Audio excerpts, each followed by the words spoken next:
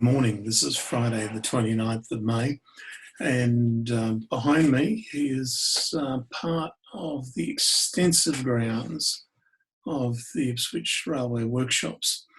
I worked here for a number of years, a little bit like a fish out of water because I was working as a scientist.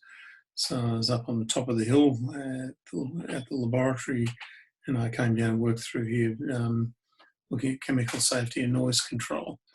And this is a passageway between two workshops, like the wagon shed and the fitting and turning shed, if I remember correctly.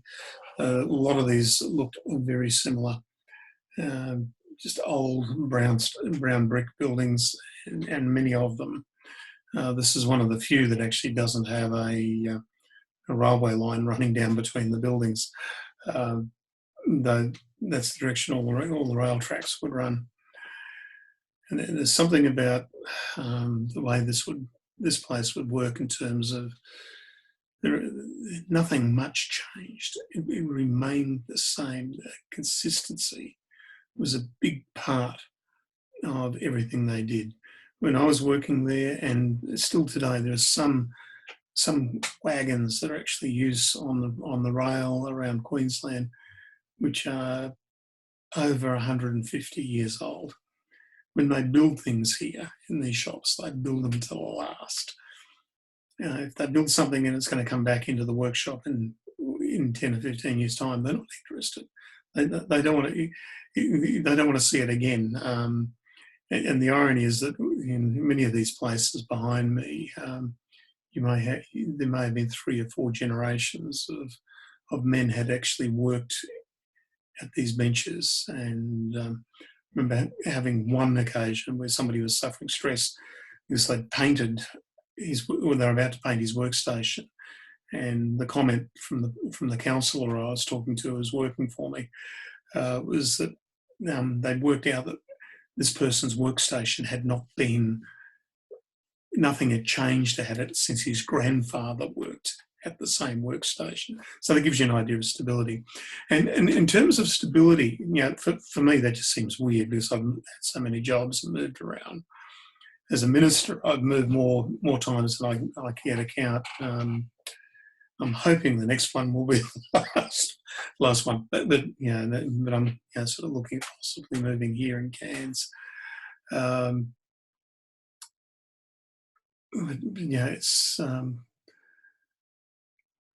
There is something important because when it comes to faith, that stability, that consistency is really important. And today I thought I'd read one of the most important passages in the Old Testament, and it comes from Deuteronomy chapter 6. And it's not so much the 10 Commandments, which are very important, but this actually comes just after it. And reading from verse 4 of chapter 6, it says this: Israel, remember this. Emphasis is actually in the original Hebrew as well. The Lord and the Lord alone is our God. Love the Lord your God with all your heart, with all your soul, and with all your strength. Never forget these commandments that I'm giving you today. Teach them to your children.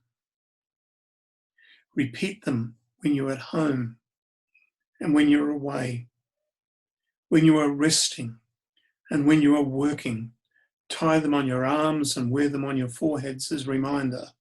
Write them on the doorposts of your houses and on your gates. That in Judaism calls that particular passage the Shema. In Hebrew, the word Shema means hear, and it's literally, hear, O Israel, the Lord your God is one. Recited every day, morning and evening. And these words are written in the Orthodox Jews when they strap things on their arms. That's what's written on there. The things they strap on their heads, it's a little packet that's actually in the box that they put on their heads. And as they walk in and out the doorposts, there will actually be a scroll with this written to remind them. And you would touch it. In rich houses would be really ornate. Poor houses might be just a little niche. But it's a reminder that every day in every way, this is what you're meant to be. It's meant to be an enduring, stable habit of people who belong to God, to remember who they are in God. You know, just like much of what happened in this building behind me has stayed the way it always has. And now that this place is actually a museum, it's no longer a working workshop, much of what was in here is preserved and will be remaining that way forever. There are parts of it that are still being used, and if you retired tradies are in there working on steam locomotives and other rolling stock from time to time for museum trains, which are just wonderful when you see them run. But there's a consistency. It doesn't mean that it becomes fossilised. It's the words that are here,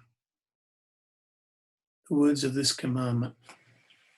Remember the rich young ruler who came to Jesus and said, Rabbi, what is the greatest commandment? And Jesus says, Hear, O Israel, the Lord your God is one. Love the Lord your God with all your heart, with all your soul, and with all your strength.